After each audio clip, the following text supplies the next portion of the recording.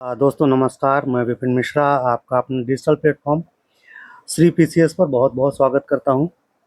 और जैसा कि सभी बच्चे जो पुराने हैं वो जान रहे हैं कि हम लोग उत्तर प्रदेश की जो परीक्षा है, अभी प्रीलिम भी होना है और आगे मेंस भी होगा, तो उसको ध्यान में रखते हुए उत्तर प्रदेश का करंट अफेयर्स प्रीलिम की दृष्टि से, साथ ही साथ मेंस में उससे कैसे प्रश्न बन सकते हैं, दोनों दृष्टियों से हम उसको लेकर के चलते हैं, साथ में ही पढ़ते हैं।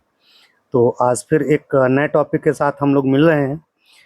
टॉपिक अभी हाल ही में चर्चा में रहा, वो ये कि उत्तर प्रदेश में एससीआर को लेकर के एक मीटिंग हुई थी। तो एससीआर को लेकर के एक आर्टिकल निकला था न्यूज़पेपर में। वो पहले आर्टिकल पर हम लोग विशेष रूप से चर्चा करेंगे। हालांकि आर्टिकल इतना बहुत ज़्यादा इम्पोर्टेंट नहीं है, लेकिन उसके बेसिक्स आप समझ लीजिए। और उसके बाद उससे जुड़े कुछ तथ्यों के बारे में हम लोग जानकारी लेंगे, जो हमारे प्रीलिम की परीक्षा के लिए इम्पोर्टेंट होंगे। आर्टिकल कहता है कि एससीआर को मिलेगी रफ्तार। अब पहले एक सामान्य रूप से मैं आपको समझा देता हूं कि एससीआर है क्या। कि जैसे केंद्र में एनसीआर है, नेशनल कैपिटल रीजन, वैसे ही उत्तर प्रदेश सरकार ने 2024 में एक निर्णय लिया कि हम स्टेट कैपिटल रीजन बनाएंगे, एससीआर, स्टेट कैपिटल रीजन। और इसका उद्देश्य ये है कि जो लखनऊ है, लखनऊ का जो शहरीकरण हो रहा है, क्योंकि राज्य की राजधानी है, बहुत तेज़ी से शहरीकरण हो रहा है, उस पर जनसंख्या का दबाव बढ़ रहा है। तो शहर को आने वाले भविष्य के लिए भारत 2047 की तरह उत्तर प्रदेश 2047 के कॉन्सेप्ट पर विकसित करने के लिए अभी से एक नियोजित शहरीकरण किया जाए, जिससे उसकी तैयारी हो और वो हमारा जो आने वाले 2047 तक उत्तर प्रदेश की जो राजधानी है, वो हर दृष्टि से एक वैश्विक स्तर पर एक प्रभावी शहर के रूप में स्थापित हो। तो इसी दृष्टिकोण को ध्यान में रखते हुए एससीआर को उत्तर प्रदेश सरकार ने 2014 में इंट्रोड्यूस किया था। और इसके लिए एक रेगुलेटरी अथॉरिटी के रूप में एक प्राधिकरण बनाया था, Uttar Pradesh state capital region प्राधिकरण। तो वो जो प्राधिकरण है, ये इसको रेगुलेट करेगा। ये जो है एक बेसिक था एससीआर के संदर्भ में, आप लोग समझ गए होंगे। अब हम बात करते हैं कि भी हालिया जो मीटिंग हुई कैबिनेट की, उसमें क्या हमारे लिए इम्पोर्टेंट है, क्या चीज़ें जाननी है, यहाँ पर देखना है। आर्टिकल के माध्यम से हम समझते चलते हैं। आर्टिकल हमारा कहता है कि एससीआर की जो मीटिंग हुई, इसमें एक 300 किलोमीटर की एससीआर आउटर रिंग रोड बनेगी। साथ ही साथ 187 किलोमीटर लंबा एक नमो भारत कॉरिडोर होगा। इसके साथ में ही तीसरा जो निर्णय लिया गया एससीआर के संदर्भ में, वो ये कि 151 किलोमीटर की एक जो रेल कॉरिडोर होगा। तो यह निर्णय विशेष रूप से आपके इस मीटिंग में लिए गए। अब इसके बाद में इस आर्टिकल में डिटेल से चीज़ें बताई गई हैं कि भाई जो आउटर रिंग रोड है उसमें कब तक बनेगी, क्या रहेगा, वो बताया गया है। फिर नमो जो कॉरिडोर है उसमें क्या होगा। तो इस तरीके से उसमें बताया गया कितने स्टेप में तैयार होगा, पहले स्टेप में कितने किलोमीटर होगा। वो आपके काम की चीज़ नहीं है, तो उस पर आपको समय बर्बाद करने की ज़रूरत नहीं, क्योंकि एक स्टूडेंट के लिए सबसे इम्पोर्टेंट होता है समय। हमको क्या पढ़ना है, क्या हमारे काम की चीज़ है, इस पर हमको विशेष रूप से फोकस करना है। न कि जो भी आया पूरा का पूरा आर्टिकल आया, अब हमारी मजबूरी है हम पढ़ रहे हैं। भाई मजबूरी नहीं है, एक स्मार्ट स्टूडेंट की तरह आप उसमें समझिए कि हमारे काम की क्या चीज़ है, उसको पढ़िए। उसके बाद चाहे वो न्यूज़पेपर हो, चाहे आर्टिकल है, उसको आप फेंक दीजिए, आपके काम की चीज़ नहीं है। उसको आपको संजो के रखने की, उसके नोट्स बनाने की ज़रूरत नहीं है, वो आपके काम की नहीं है, उसको हटाइए। अब आपको यहाँ पर आपने देख लिया कि यह जो खासकर एससीआर के संदर्भ में जो न्यूज़ रही है, जो चर्चा में रही। अब यहाँ पर इसी संदर्भ में और एक चीज़ हम यहाँ पर आपसे चर्चा करते हुए चलेंगे कि जो एससीआर है, वो उसमें 6 जनपद शामिल हैं। कौन से जनपद हैं, ये भी हम देखते चलेंगे। लखनऊ, रायबरेली, बाराबंकी, सीतापुर, उन्नाव और हरदोई। तो ये 6 जनपद उसमें शामिल हैं। अब इन 6 जनपदों को लेकर के हरदोई जनपद का सबसे ज़्यादा क्षेत्र एससीआर में शामिल है और इसका जो मुख्य केंद्र है या सेंट्रल डिस्ट्रिक्ट है वो आपका लखनऊ होगा। तो यह तो बेसिक खबर थी एससीआर से रिलेटेड जानकारी जो आपके लिए इम्पोर्टेंट थी वो मैंने बता दी। यहाँ पर भी इस एक गवर्नमेंट का ही ऐड निकला था, उसको भी मैंने आपके सामने रखा है, आप इसके माध्यम से देख करके समझ सकेंगे। उन्हीं मीटिंग्स को लेकर जो निर्णय हुए उसी को लेकर के इसमें गवर्नमेंट ने ही अपना एक तरीके से तैयार किया। वही है कि इसमें एक आउटर रिंग रोड होगी। मैं इसको मैक्सिमाइज कर देता हूँ, अब आपको देखने में ठीक से समझ में आएगा। मैप के माध्यम से है, ये एससीआर का पूरा मैप दिया हुआ है। मैप के माध्यम से आप देख सकते हैं कि ये एससीआर रीजन है। ये आपका पूरा क्या है, एससीआर रीजन इस टाइप का होगा। मैप के माध्यम से आप देख लीजिए, जब कभी लिखना हो तो मैप भी आप बनाने की कोशिश करिएगा।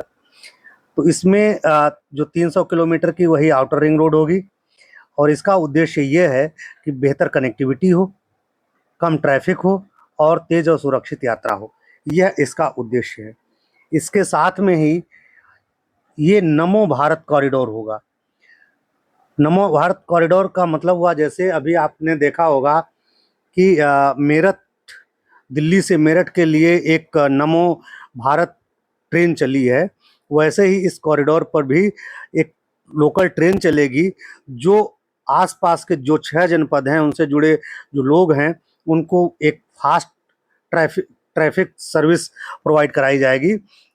जैसा कि आप जानते हैं, दिल्ली से नमो भारत की जो ट्रेन के माध्यम से 45 मिनट में आप दिल्ली से मेरठ आप 45 मिनट में पहुंच जा रहे हैं।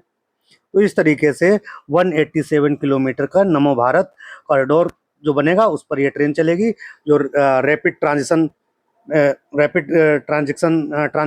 ट्रेन के नाम से। तो ये ट्रेन यहाँ पर चलेगी, ये तेज़ रफ्तार ट्रेन होगी। इसके साथ में ही 151 किलोमीटर का एक रिंग रेल भी होगा। ये रेल क्या करेगी, जो जनपद के ये जो 6 जनपद हैं इनके, ये 6 जनपद हैं इनके जो सभी ज़िले हैं उनको एक रिंग रेल के माध्यम से जोड़ा जाएगा। इसी के साथ में ही जो ये अपने जो कॉरिडोर बनेंगे, चाहे वो आउटर रिंग रोड हो चाहे नमो भारत कॉरिडोर हो, इनके आसपास इंडस्ट्रियल क्लस्टर्स स्थापित किए जाएंगे और लॉजिस्टिक्स हब बनाए जाएंगे। इसका उद्देश्य होगा स्टेट में इन्वेस्टमेंट को प्रमोट करना, इंडस्ट्री को प्रमोट करना और एम्प्लॉयमेंट क्रिएट करना। तो यह कुल मिलाकर के बेसिक चीज़ें थी। इसके साथ में ही और कुछ चीज़ें हमको जाननी यहाँ पर प्रीलिम की दृष्टि से इम्पोर्टेंट है, उस पर भी हम लोग विशेष रूप से यहाँ पर चर्चा कर लेंगे। होता क्या है, कभी कभार हम लोगों से प्रश्न करंट के साथ में ही स्टैटिक सेक्शन से पूछ देता है।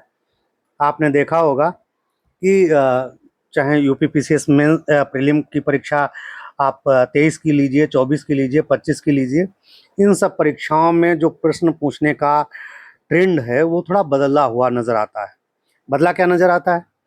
बदला ये नज़र आता है कि करंट के उसमें क्या करेगा, स्टेटमेंट वाइज क्वेश्चन पूछ रहा है, 2-3 स्टेटमेंट लेगा और उन स्टेटमेंट्स के साथ में ही एक आध कोई स्टैटिक सेक्शन वाला स्टेटमेंट डाल देगा और फिर पूछेगा कि इनमें से कितने कथन सही हैं। एक ये टाइप है। दूसरा टाइप ये पूछेगा कि इनमें से कौन से सही हैं। इनमें तीसरा कि इनमें से कितने कथन गलत हैं या कौन से गलत हैं। तो इस टाइप से क्वेश्चन पूछता है। तो इसके साथ में ही ज़रूरी हो जाता है कि हम एससीआर के बारे में जो चर्चा कर रहे हैं इसके साथ में ही हम जाने एनसीआर के बारे में।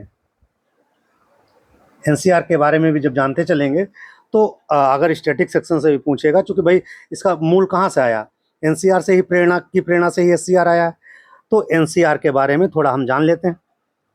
एनसीआर जो है हमारा 1984 में इस पर चर्चा हुई और 1985 में राष्ट्रीय राजधानी क्षेत्र योजना बोर्ड अधिनियम पारित किया गया।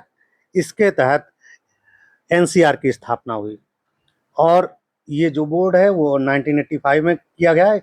ये आप ध्यान रखेंगे, ईयर पूछेगा फैक्ट में कि कब कब से शुरुआत की गई, या 1985 और 95 दे दिया तो क्या होगा, वहाँ पर 95 है, स्टेटमेंट है कि एनसीआर बोर्ड की स्थापना 1995 में हुई। लेकिन अगर आप चूंकि जान नहीं रहे हैं तो हो सकता है कि आप कह रहे हैं हाँ भाई 95 में हुई। तो इस वजह से जब आप एग्जैक्ट जानेंगे तुरंत आप उसको एलिमिनेट करेंगे, 95 नहीं 85 सही है। तो इसकी स्थापना कब हुई, 1985 में। इसमें एनसीआर से जुड़े और कुछ यहाँ पर फैक्ट हम जानते हैं कि इसमें कुल 4 स्टेट शामिल हैं।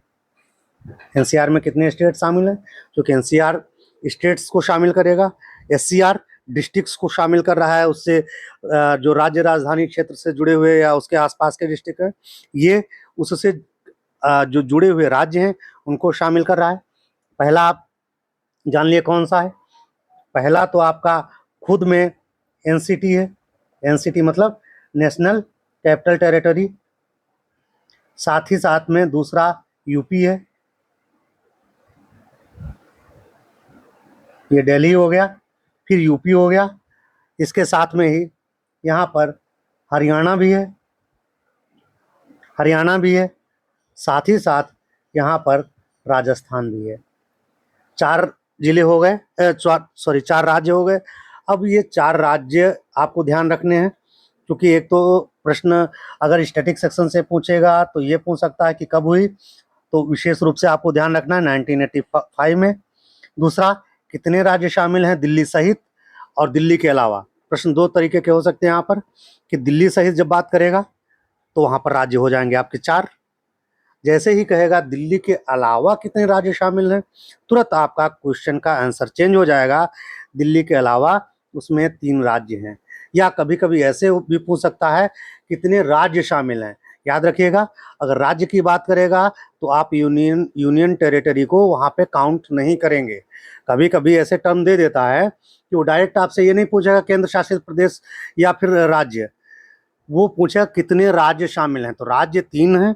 जब केंद्र शासित प्रदेश एवं राज्य टर्म यूज करेगा तभी आप दिल्ली को उसमें काउंट करेंगे। ये विशेष रूप से याद रखिएगा। एक बार यूपी पीसीएस में ऐसा प्रश्न पूछा गया था जिसको लेकर के बच्चों में कंफ्यूजन हो गया। बच्चों को लगा भाई इसमें कह रहा है राज्य, तो हम दिल्ली को भी शामिल कर लेते हैं, दिल्ली भी एक राज्य है।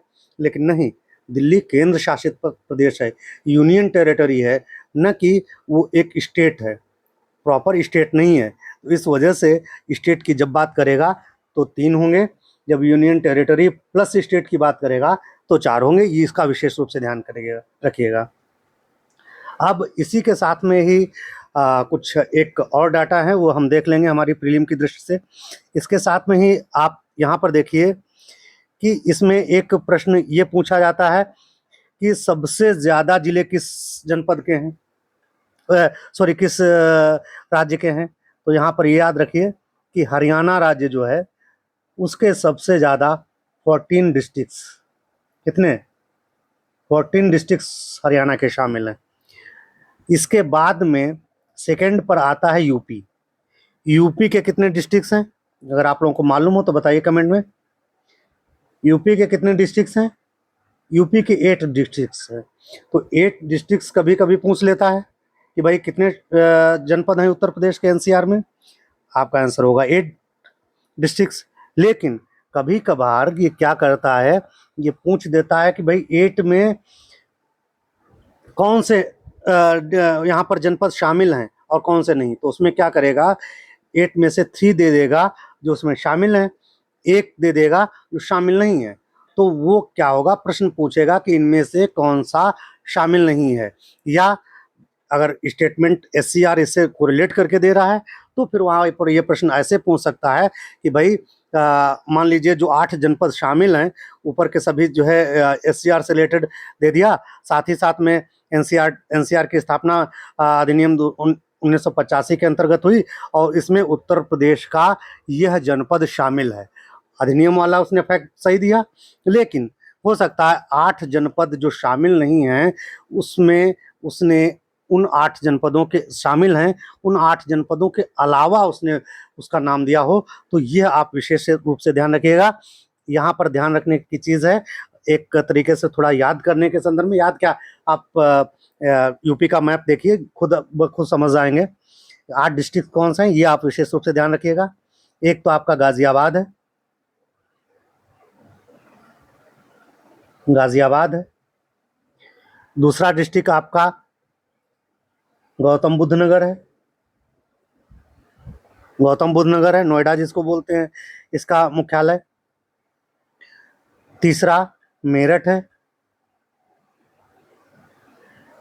चौथा बागपत है,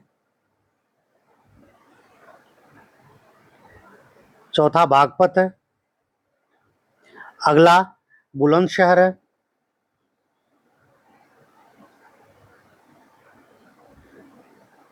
बुलंदशहर है।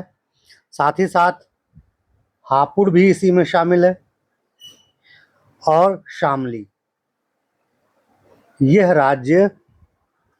जनपद एनसीआर में शामिल हैं उत्तर प्रदेश के। तो कुल मिलाकर के एससीआर के बहाने हमने एनसीआर को जोड़ते हुए जो भी हमारे प्रीलिम से रिलेटेड डाटा थे वो हमने यहाँ पर देख लिए। तो ये एक तरीके से कुछ जानकारियाँ थी करंट से रिलेटेड, जो कैसे क्वेश्चन पूछ रहा है करंट और स्टैटिक को जोड़ करके, तो आप दोनों चीज़ों को साथ में समझते चलिए। और ऐसी अगर और कोई भी टॉपिक्स हैं या कुछ जानकारियाँ अगर आप लेना चाहते हैं तो कमेंट बॉक्स में आप कमेंट में के माध्यम से पूछ सकते हैं, आपको बता दी जाएगी या उस पर वीडियो बना दिया जाएगा। और ऐसे जो भी करंट वाले मुद्दे हैं उन पर लगभग कोशिश करेंगे हम लोग हर रोज़ जो हमारे पास न्यूज़ आएगी उस पर हम आपको एक वीडियो ज़रूर बनाने की कोशिश करेंगे, पहुंचाने की कोशिश करेंगे आप तक। ठीक है, मिलते हैं अगले वीडियो में। धन्यवाद। और हाँ, जो भी बच्चे नए हैं वो बच्चे चैनल से जुड़ जाएं, अपने दोस्तों में इसको शेयर करें और उसको सब्सक्राइब भी कर लें, जिससे जब मैं वीडियो डालूं तो नोटिफिकेशन प्रॉपर उनको मिलता रहे। मिलते हैं अगले वीडियो में। धन्यवाद।